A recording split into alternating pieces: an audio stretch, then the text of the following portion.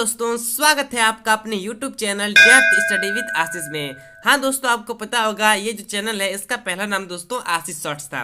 दोस्तों ये video class 12 के हर एक विद्यार्थी के लिए बहुत ही ज़्यादा इंपॉर्टेंट है, क्योंकि दोस्तों इस वीडियो में जो आपका अर्थशास्त्र सब्जेक्ट है जिसे आप दोस्तों इकोनॉमिक्स बोलते हैं, उसके दोस्तों मैं आपको 40 ऑब्जेक्टिव प्रश्न दूंगा जो कि दोस्तों आपके प्रीवियस ईयर के होंगे। और ये दोस्तों 40 ऑब्जेक्टिव प्रश्न आपके लिए बहुत ही ज़्यादा इंपॉर्टेंट है, क्योंकि दोस्तों यदि आप अपने रिजल्ट को बेस्ट करना चाहते हैं, अपना तैयारी को दोस्तों स्ट्रांग करना चाहते हैं, ये 40 प्रश्नों को अच्छे से समझिए। और दोस्तों ऐसे कितने विद्यार्थी होते हैं जो दोस्तों 40 में 40 सही कर पाते हैं, चलिए देखते हैं। ठीक है, तो दोस्तों वीडियो के एंड में आपको कमेंट करना है कि आप जो है दोस्तों 40 में कितने जो है क्वेश्चन का आंसर करेक्ट कर पाते हैं। ठीक है, और दोस्तों अभी तक हमारे चैनल को सब्सक्राइब नहीं किया तो चैनल को सब्सक्राइब कीजिए, और जितना हो सके दोस्तों क्लास 12 के छात्रों को जरूर शेयर कीजिए, ताकि उन्हें भी दोस्तों ये जो वीडियो है इस तरह का कंटेंट उन्हें भी प्राप्त हो सके। और दोस्तों मैं आपको बता दूं, यदि आप दोस्तों हिस्ट्री या ज्योग्राफी की सब्जेक्ट को दोस्तों इसका भी दोस्तों आपका प्रीवियस ईयर का क्वेश्चन चाहिए तो मैंने ऑलरेडी कंप्लीट करा दिया है, आप दोस्तों हमारे चैनल में विजिट करके देख सकते हैं। ठीक है, और दोस्तों बहुत ही अच्छे ढंग से समझ भी सकते हैं। और दोस्तों हिस्ट्री या ज्योग्राफी सब्जेक्ट जो है इसका सारे चैप्टर्स भी दोस्तों हमारे चैनल में अपलोड है,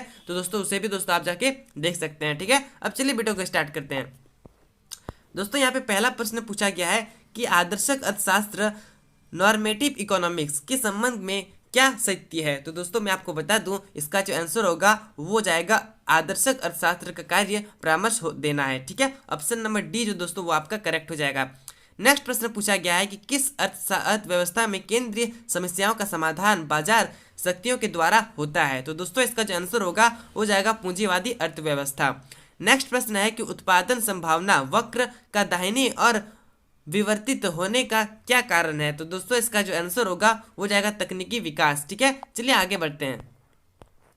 नेक्स्ट प्रश्न यहाँ पे आपसे पूछा गया है कि एक किसान 100 टन धान उत्पादन करने के लिए 120 क्विंटल गेहूं के उत्पादन का त्याग करता है, धान उत्पादन के लिए अवसर लागत क्या होगी। तो दोस्तों मैं आपको बता दूं, यदि आपने एनसीईआरटी बुक को अच्छे से रीड किया है, यदि आपने क्लास 12 के एनसीईआरटी बुक जो आपका इकोनॉमिक सब्जेक्ट है उसको दोस्तों अच्छे से रीड किया है, अच्छे से पढ़ाई किया है, तो दोस्तों इसका आंसर आपको पता होगा। चलिए दोस्तों कमेंट कीजिए इसका आंसर। ठीक है, क्योंकि मैं आपको ये जो आंसर है इसका जो आंसर होगा वो दोस्तों मैं आपके लिए छोड़ता हूँ। चलिए इसका आंसर देखते हैं कितने ऐसे विद्यार्थी होते हैं वो दोस्तों इसका आंसर सही कर पाते हैं। ठीक है, चलिए आगे बढ़ते हैं। एक विवेकशील उपभोक्ता के लिए दो वस्तुओं रसगुल्ला और गुलाब जामुन के निम्न बंडलों का सही अधिमान क्रम क्या होगा। दोस्तों यहाँ पे आपका क्रम दिया हुआ है, ए में दिया हुआ है इतना, बी में इतना दिया हुआ है, सी में इतना दिया हुआ है। तो दोस्तों इसका मैं आपको क्रम सजा कर बताऊं तो इसका जो आंसर होगा दोस्तों वो जाएगा ऑप्शन नंबर डी। ठीक है, चलिए आगे बढ़ते हैं।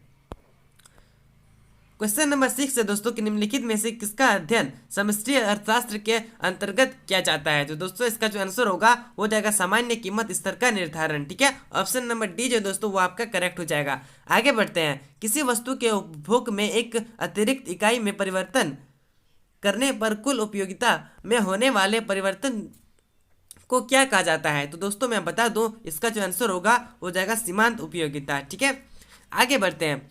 कुल उपयोगिता अधिकतम होगी जब सीमांत उपयोगिता का मान क्या होगा दोस्तों, जब सीमांत उपयोगिता का मान 0 होगा। ठीक है, आगे बढ़ते हैं।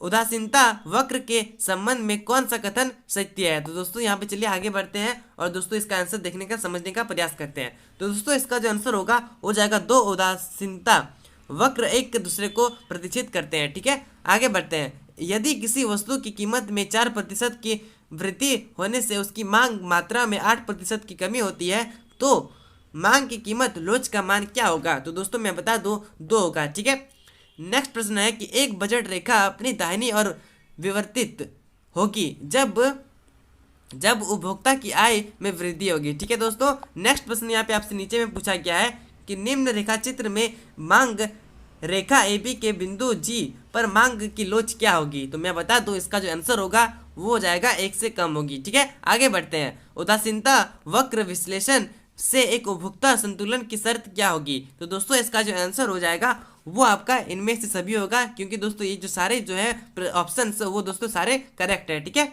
चलिए आगे बढ़ते हैं। यदि उपभोक्ता की आय वृद्धि में वस्तु X की मांग कम हो जाती है तो वस्तु X होगी। तो दोस्तों इसका जो आंसर होगा वो जाएगा घटिया वस्तु। ठीक है, आगे बढ़ते हैं। निम्नलिखित में से दो वस्तुओं का कौन सा संयोग पूरक वस्तु का एक संयोग है। तो दोस्तों इसका जो आंसर होगा वो जाएगा चाय और चीनी। ठीक है, आगे बढ़ते हैं। किसी वस्तु की उत्पादन मात्रा और उत्पादन के साधनों के बीच भौतिक संबंध को कहा जाता है। तो दोस्तों इसका जो आंसर हो जाएगा वो जाएगा उत्पादन फलन। ठीक है, आगे बढ़ते हैं।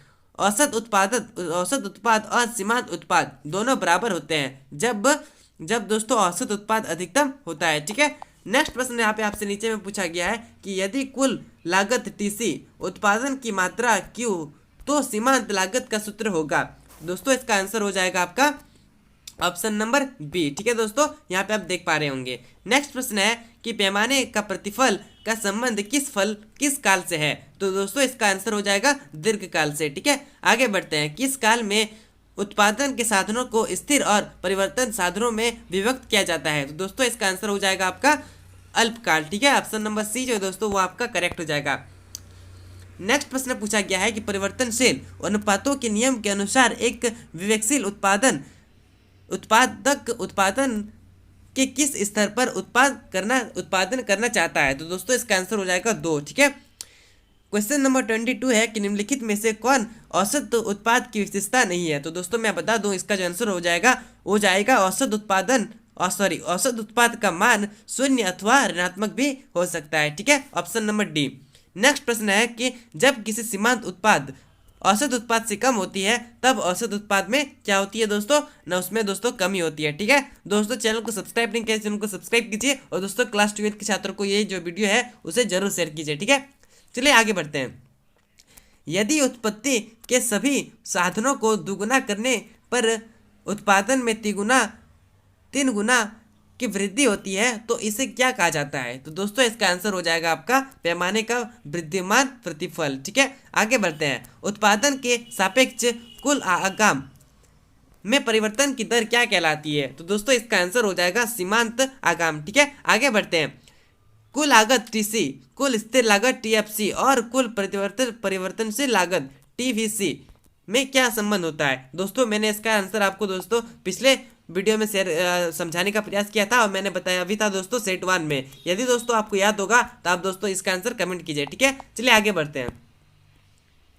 जब किसी वस्तु की मांग तथा पूर्ति में समान दर से वृद्धि होती है तो संतुलन कीमत में क्या होती है दोस्तों, उसमें दोस्तों वृद्धि होती है। ठीक है, किसी वस्तु की मांग D और पूर्ति S हो तो अधिक कि स्थिर को क्या दर्शाया जा सकता है। तो दोस्तों इसका आंसर आपका हो जाएगा A और B दोनों, अर्थात दोस्तों यहाँ पे आप देख पा रहे होंगे। ठीक है, चलिए आगे बढ़ते हैं।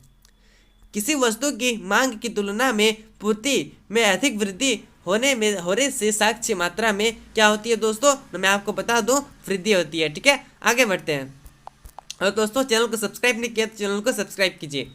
नेक्स्ट प्रश्न है कि किसी वस्तु की कीमत में 5% की वृद्धि होने से उसका पूर्ति मात्रा में 4 की वृद्धि हो जाती है तो पूर्ति की कुल मात्रा में दोस्तों क्या होगा इसका मान। दोस्तों मैं आपको बता दूं इसका जो आंसर हो जाएगा वो आपका हो जाएगा 0.8। ठीक है, नेक्स्ट प्रश्न पूछा गया है कि मुक्त प्रवेश और विकास की स्थिति में मांग में वृद्धि का बाजार संतुलन पर क्या प्रभाव होगा। तो दोस्तों इसका आंसर हो जाएगा आपका साम्य कीमत और मात्रा दोनों में वृद्धि होगी। ठीक है, आगे है मांग अधिक्य की स्थिति में साम्य कीमतें में, तो दोस्तों इसका आंसर आपका हो जाएगा वृद्धि होगी। ठीक है, आगे बढ़ते हैं।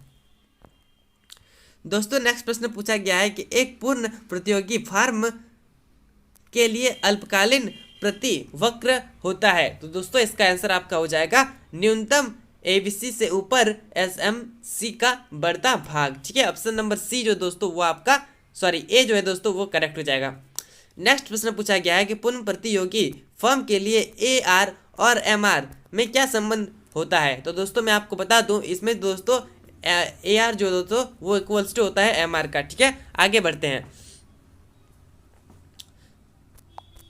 और दोस्तों मैं आपको बता दूं यदि आप अभी तक हमारे चैनल को सब्सक्राइब नहीं किया है तो चैनल को सब्सक्राइब कीजिए। ठीक है दोस्तों, और दोस्तों वीडियो को जरूर शेयर कीजिए। और दोस्तों कोई भी प्रॉब्लम आता है कोई भी डाउट होता है तो आप दोस्तों कमेंट बॉक्स में कमेंट जरूर कीजिएगा। ठीक है, आगे बढ़ते हैं। समरूप वस्तुओं की उपलब्धता किस प्रकार की बाजार संरचना की विशेषता है। तो दोस्तों इसका आंसर आपका हो जाएगा पूर्ण प्रतियोगिता। ठीक है, TR अर्थात कुल आगाम वक्र की ढाल को क्या कहा जाता है। तो दोस्तों इसका आंसर हो जाएगा AR। ठीक है, चलिए दोस्तों आगे बढ़ते हैं। किस प्रकार की बाजार संरचना में कीमत समान लागत से अधिक होती है। तो दोस्तों इसका जो आंसर होगा वो हो जाएगा एकाधिकार। ठीक है, आगे है दोस्तों कि जब सीमांत आगाम का मान 0 होता है तब वस्तु की मांग की कीमत लोच का मान डैश होता है। तो दोस्तों इसका आंसर आपका हो जाएगा 1 होता है। ठीक है, आगे बढ़ते हैं दोस्तों। आगे आपका 2 प्रश्न रह गया है दोस्तों, 2 प्रश्न शेष रह गया है। चलिए दोनों को प्रश्न को भी समझ लेते हैं। एकाधिकारक के अंतर्गत AR और वक्र और MR वक्र में क्या संबंध होता है? तो दोस्तों इसका आंसर हो जाएगा ऑप्शन नंबर सी। ठीक है, नेक्स्ट प्रश्न है दोस्तों, आखिरी प्रश्न है कि एक एकाधिकारी के लिए उत्पादन के विभिन्न स्तर पर MR और MC निम्न तालिका से दर्शाया गया है। ठीक है दोस्तों, यहाँ पे देख पा रहे हैं MR और MC। ठीक है, संतुलन की अवस्था में वह वस्तु कितनी इकाई का उत्पादन करेगा? दोस्तों यहाँ पे आप देखते रहिए। ठीक है दोस्तों, मैं आपको डायरेक्ट आंसर बढ़ा रहा हूँ। दोस्तों यहाँ पे 6 नंबर में देख पा रही है, दोनों दोस्तों संतुलन है। ठीक है, दोनों बैलेंस में है। दोस्तों इसका आंसर हो जाएगा 6 अर्थात ऑप्शन नंबर सी। ठीक है दोस्तों, चलिए दोस्तों अब देखते हैं कितने ऐसे विद्यार्थी हैं वो 240 में कितने आंसर को सही कर पा रहे हैं। ठीक है, तो दोस्तों आप कितने आंसर सही कर पाते हैं कमेंट कीजिए। ठीक है, और यदि आपको कोई डाउट होता है तो फिर भी आप दोस्तों कमेंट कर सकते हैं। और दोस्तों यदि आपको दोस्तों इसी तरह की कंटेंट प्राप्त करनी है, इस तरह की कंटेंट चाहिए, तो आप दोस्तों हमारे चैनल को जरूर सब्सक्राइब कीजिए और दोस्तों अपने दोस्तों के साथ जरूर शेयर कीजिए। ठीक है, और वीडियो को लाइक करना ना भूलिए। चलिए दोस्तों अब मिलते हैं अगले वीडियो में, तब तक के लिए जय हिंद जय भारत।